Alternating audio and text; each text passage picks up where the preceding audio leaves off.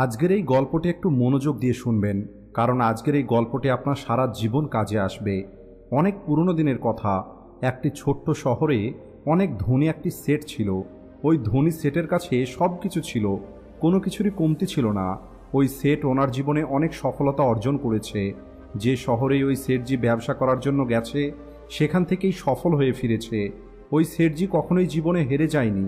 ওই সেটজির বাবা ওনাকে 4টি এমন কথা বলে রেখেছিলেন যে কথাগুলোকে ওই সেটজি নিয়মিত পালন করত। আর ওই 4টি কথা পালন করার কারণেই সেটজি জীবনে এত বেশি সফল হতে পেরেছিল। এভাবেই অনেকটা সময় পার হয়ে যায়, আর এখন ওই সেটজি বৃদ্ধ হয়ে যায়। সেটজি বুঝতে পারে যে আমার মৃত্যুটা খুবই কাছে চলে এসেছে, আর আমি যে কোনো সময় মারা যেতে পারি। এছাড়া ওই সেটজি জানতো যে তার ছেলেটা একটু ভোলা টাইপের। এই কারণে সেটজি তার ছেলেকে নিজের কাছে ডাকে আর বলে, আমি আমার বাবার কাছে থেকে 4টি কথা শিখেছিলাম।